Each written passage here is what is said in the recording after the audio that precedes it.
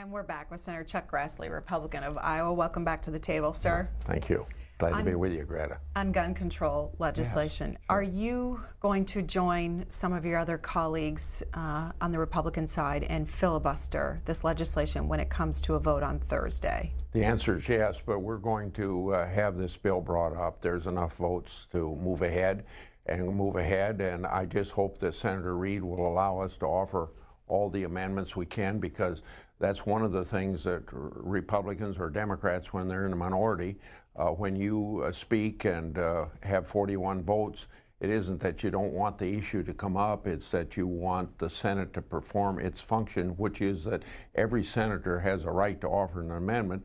So obviously there's a great deal of dislike towards the gag rule that sometimes Senator Reid puts in place by what we call filling the tree.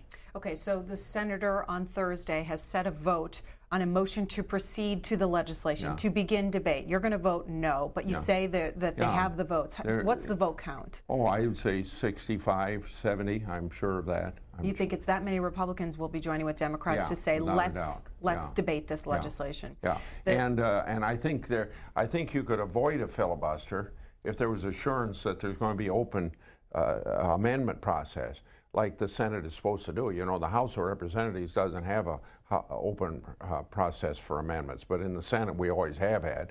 So there's resentment towards Senator Reid cutting us out of that opportunity. Senator Reid did say yesterday at his news conference that if you want to weaken this bill, you can with amendments.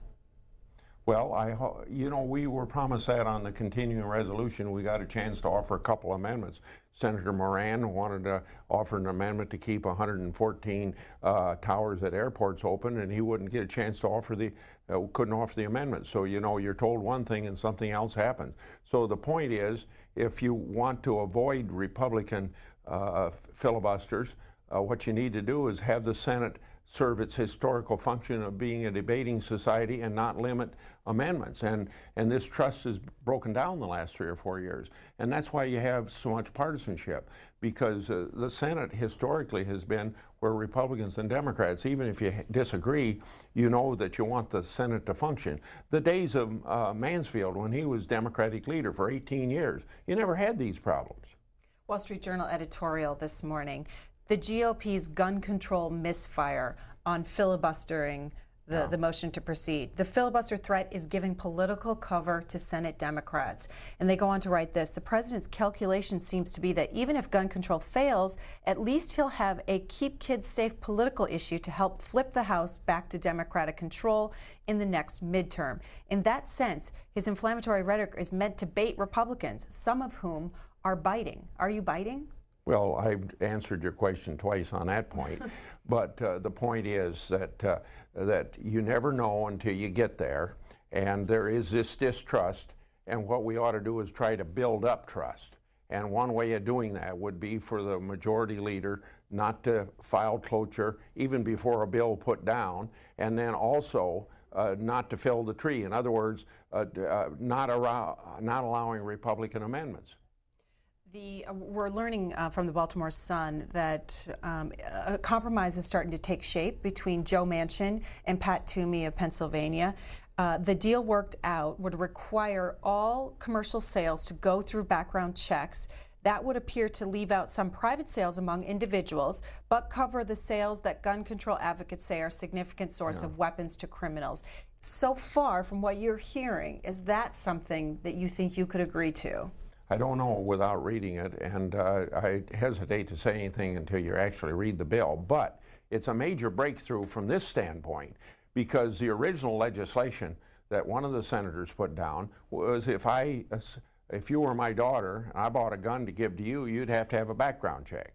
Now, doesn't that get to be a little ridiculous? Then the other proposition, why there's a little bit of distrust of this whole thing, is because criminals that want a gun to commit further crimes or to kill people, they can't get a gun, but they're going to have a gun when they want one. So you're passing laws that affect honest people and penalize honest people, or make honest people go to other work, where the criminal element, you aren't going to keep them from getting guns anywhere. So that's why there's a little bit of distrust about this whole thing of getting the government compromising the Second Amendment you know, that it's not quite as pure as the First Amendment. And everybody feels the First Amendment a pure thing. The Fourth Amendment is unlawful search and seizure and eminent domain, don't take property. Why isn't the Second Amendment just as much a right as the others, of equal value?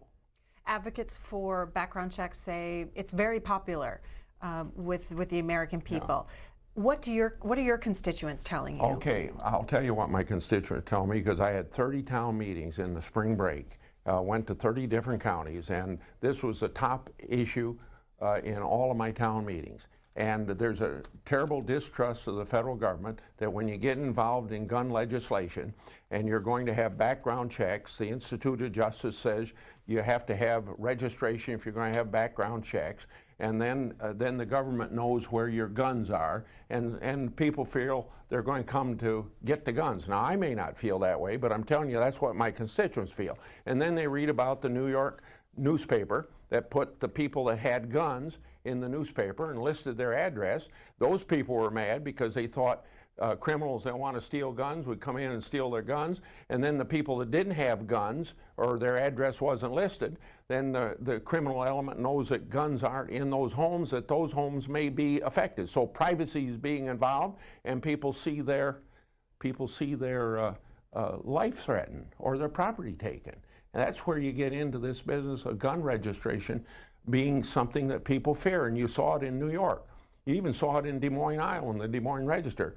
They had a place where are the police in the schools protecting the kids, and where aren't the police in schools protecting the kids. So they put a map in the paper and say where all these schools are, so the parents where there wasn't policemen, then that made they're scared about the safety of their kids. So you got to be careful when you get all these records that the government's going to have violating your privacy and with potential, leading to other things that can happen.